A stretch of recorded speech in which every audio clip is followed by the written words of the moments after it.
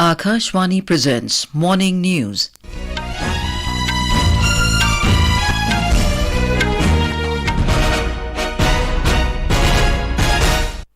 Good morning, I'm Anuja Kumar. The headlines. Campaigning for assembly elections reaches its peak in 4 states. Prime Minister Narendra Modi to address 3 rallies in Madhya Pradesh today. Withdrawal of nominations ends today for assembly polls in Rajasthan. UGC issues guidelines for foreign universities to set up campuses in India. Government asks travel aggregators to disburse pending refunds to customers by 3rd week of November for travel plans cancelled due to COVID pandemic. Curtains to come down on 37th National Games in Goa today, and in ICC Men's Cricket World Cup, New Zealand to take on Sri Lanka in Bengaluru this afternoon.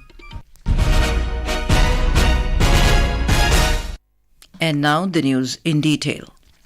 Campaigning for assembly elections has reached its peak in 4 states of Madhya Pradesh, Chhattisgarh, Rajasthan and Telangana. In Madhya Pradesh, Prime Minister Narendra Modi will be holding public meetings in the state for the 3rd consecutive day. Mr. Modi will address 3 rallies in Satna, Chhatarpur and Neemuch today.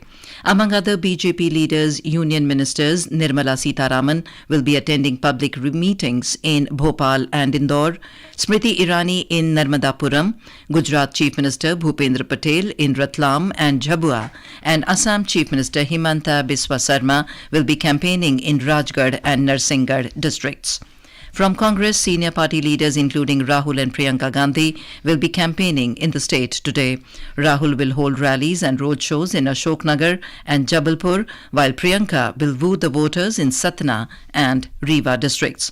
Other party leaders who will attend public meetings in the state include Chief Minister Kamal Nath, Digvijay Singh, Suresh Pachauri and Ajay Singh. Samajwadi Party President Akhilesh Yadav will campaign in Singrauli, Panna and Chhatarpur districts. Leaders of Bahujan Samaj Party are also leaving no stone unturned to woo the voters. Aam Aadmi Party leaders Arvind Kejriwal and Bhagwant Mann will also hold rallies and roadshows in favour of their party candidates. Meanwhile, the Election Commission in Madhya Pradesh is leaving no stone unturned to increase the voting percentage. In a unique initiative, it has been decided to honour the staff associated with the election process. Our correspondent has the details. In Madhya Pradesh Assembly elections, the district election officer, returning officer and booth level officer who have done excellent work to increase the voting percentage will be honoured with cash amount and citation. Chief Electoral Officer Anupam Rajan informed that out of all the 230 assembly seats of the state, the top 3 booth level officers with the highest voting percentage in each assembly constituency will be honoured with a cash amount of 5,000 rupees each and a citation as a reward. Similarly, the returning officer of top 3 assembly seats will be given prize money of 1 lakh rupees each, and the top 3 district election officer and district nodal officer of sweep activities will be given prize money of 5 lakh rupees each. Sanjeev Sharma, Akashvani News, Bhopal. In Chhattisgarh, senior BJP leader and Union Home Minister Amit Shah will hold a roadshow in the Chandrapur Assembly constituency of Sakti district. He will also address public meetings in Jashpur, Kunkuri, Pathalgaon and Raigad. Bahujan Samaj Party Chief Mayawati will address the election meeting in Jai Jaipur Assembly constituency in Sakti district today. Yesterday, senior Congress leader Rahul Gandhi addressed an election rally in village Sanna in Jashpur district. The assembly elections in the state are being held in 2 phases.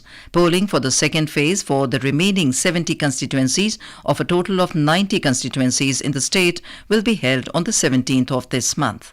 Voting for the first phase in Chhattisgarh was held on Tuesday for 20 assembly seats, along with polling in Mizoram for elections to the 40-member state assembly. In Rajasthan, today is the last date for the withdrawal of candidature.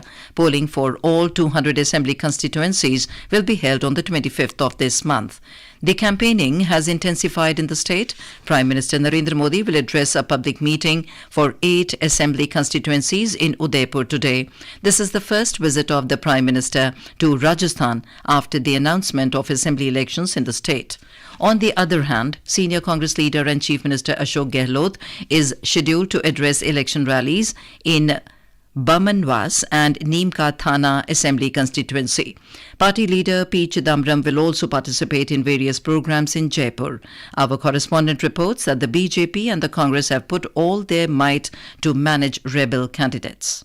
Today is the last date for withdrawal of candidatures. Such rebel candidates of Congress and BJP have filed nominations at about 35 seats who have the ability to change the election result. In such a situation, both parties are busy to settle their rebellion candidates and such independent candidates who can harm the party. Senior leaders of both the parties are continuously talking to these candidates. The real picture of the candidates will be revealed after the time of withdrawal of nominations and today. Jitendra Dwivedi, Akashvani News, Jaipur. In Telangana, tomorrow is the last day for the filing of nominations for assembly elections. Voting for 119 constituencies will take place on the 30th of this month. Prominent leaders of major political parties are touring and canvassing in support of their party candidates. We have a report. The top leaders of both the ruling BRS and opposition Congress and BJP are making whirlwind tours to various constituencies across the state. BRS Chief K. Chandrasekhar Rao will be completing his first stage campaigning today after visiting about 50 constituencies and going to commence the next stage of Praja Ashirwada Sabhas from 13th of this month in about 50 more constituencies. Meanwhile, Prime Minister Narendra Modi will be addressing another public meeting at Secunderabad on Saturday. BJP senior leaders including union ministers also will be descending on to the state to take part in the campaigning during the next week. As the final stage of the battle for the Telangana Assembly approaches, the Pradesh Congress is rolling out its big guns including Rahul Gandhi and Priyanka Gandhi Vadra and other top leaders to visit the state after Deepavali. Lakshmi, Akashvani News, Hyderabad. Counting for all 5 states, Mizoram, Chhattisgarh, Madhya Pradesh, Rajasthan and Telangana will be held on the 3rd of December. The University Grants Commission or UGC has announced regulations for establishment and operation of campuses by foreign universities in India. According to the regulations, foreign universities can collaborate to set up campuses in India provided they meet eligibility criteria individually. Foreign universities setting up campuses will be required to seek prior approval from UGC before starting new courses. Foreign varsities intending to establish campuses in India should have secured position within top 500 in global rankings. Their campuses in India cannot offer online courses or distance learning.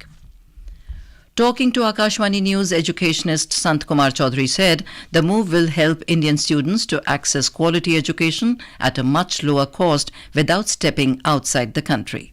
This is a great opportunity for the student of the Indian people that UGC has given guideline to set up institution in India for foreign university. For foreign university, our students were attracted towards foreign university and huge number of students were going outside and there was a flow of our money. So now this facility will be in our country only. So we welcome the decision taken by the UGC that foreign university will be available in our country only. They will set up their own institution to provide quality education to our students. So it's a great opportunity for our students. This is Akashvani giving you the news. For quick news updates round the clock, follow us on our Twitter handle at AIR News Alerts. The central government has asked travel aggregators to disburse pending refunds to customers by the 3rd week of November for travel plans which were cancelled due to the COVID pandemic. The Department of Consumer Affairs held a meeting to discuss consumer-related issues with online travel aggregators in which representatives from travel platforms like Make My Trip, Yatra and Clear Trip were in attendance. The government highlighted the issue of non-refund of booking amounts for tickets cancelled due to the COVID-induced lockdown period. The department pointed out that refunds are still pending despite an October 2020 Supreme Court order mandating full refunds for tickets booked during the lockdown period for travel within that same period. Failure to refund the booking amount may lead to contempt action against the travel platforms for non-compliance with the Apex Court order. All schools in Delhi will remain closed for an early winter break from today till the 18th of this month, as the national capital remains blanketed with thick layer of smog. The Education Department of Delhi issued an order in this regard yesterday. The decision has been taken in view of the adverse weather and rising pollution level in the national capital. Meanwhile, Delhi government has said that the odd-even car rationing scheme will be implemented in the national capital after the Supreme Court reviews its effectiveness and issues an order. Amid worsening air quality in the national capital, the city government had earlier announced that this scheme will be implemented between 13th to the 20th of this month. Delhi Environment Minister Gopal Rai said that the government has 2 studies related to odd-even, which will be presented during the upcoming Supreme Court hearing. He also said that the government will ban entry of non-Delhi registered commercial cabs booked through Ola, Uber, other taxi aggregator apps into the national capital. He said only cabs registered in Delhi will be allowed to ply in the national capital. The Anti-Terrorism Squad or ATS in Jharkhand has arrested 2 active members of the terrorist organization Islamic State of Iraq in Syria ISIS from Hazaribagh and Godda districts. Both the accused were involved in the activities like propagating the banned terrorist organization, collecting funds, conducting anti-national activities and creating tension between 2 communities. Jharkhand police spokesperson A.V. Homkar has said that ATS received information that the accused persons are active member of the ISIS terrorist organization and were promoting the organization through social media platforms and other mediums. Uttarakhand is celebrating its 23rd Foundation Day today. It was on this day in 2000, Uttarakhand was formed and it was carved out from Uttar Pradesh. Various programs are being organized in the state to celebrate the State Foundation Day. The main event will be held in Dehradun, which will be attended by President Draupadi Murmu. For the first time in 23 years, the President will participate in Uttarakhand's Foundation Day program. On to sports. In ICC Men's Cricket World Cup, New Zealand will take on Sri Lanka at M. Chinnaswamy Stadium in Bengaluru this afternoon. The match will begin at 2 p.m. Last night, England defeated Netherlands by 160 runs in Pune. Chasing a target of 340, Netherlands were all out for 179 in 37.2 overs. Earlier opting to bat, England posted 339 for 9 in stipulated 50 overs. The 37th National Games 2023 will conclude in Goa today. The closing ceremony will be held at Shyama Prasad Mukherjee Indoor Stadium in Panaji. Vice President Jagdeep Dhankar and Indian Olympic Association President P.T. Usha are among the dignitaries who will attend the ceremony. The National Games began in Goa on the 25th of last month. Maharashtra continued to dominate the medals tally with 220 medals, including 75 gold so far. Services Sports Control Board is on the second position with 64 gold, while Haryana stood at third position with 58 gold. And now for a look at today's newspapers, it's over to Subhadra Ramachandran. Thank you, Anuja. In steps to curb pollution, the Times of India headline notes, taking cue from Supreme Court, Delhi may bar NCR cabs during odd-even. The Pioneer writes, artificial rain to clean capital lungs. Report by Lok Sabha Ethics Committee on TMC member Mahua Moitra may recommend expulsion, notes Hindustan Times. Mumbai's landmark Air India building now state property, writes the Indian Express. The Tribune writes, G7 backs Israel's right to self-defense, pushes for pauses to assist civilians as Palestinians flee to escape Israeli attacks. And finally, for the first time, India is the most represented nation in QS University Rankings 2024 for Asia, giving a fillip for higher education system, states the Economic Times, under the headline, India graduate summa cum laude beats China grades. And with that, it's back to you, Anuja. Thank you, Subhadra. And now, before we end the bulletin, the headlines once again. Campaigning for assembly elections reaches its peak in 4 states. Prime Minister Narendra Modi to address 3 rallies in Madhya Pradesh today. Withdrawal of nominations ends today for assembly polls in Rajasthan. UGC issues guidelines for foreign universities to set up campuses in India. Government asks travel aggregators to disburse pending refunds to customers by 3rd week of November for travel plans cancelled due to COVID pandemic. Curtains to come down on 37th National Games in Goa today, and in ICC Men's Cricket World Cup, New Zealand to take on Sri Lanka in Bengaluru this afternoon. And with that, we end the morning news. Have a nice day.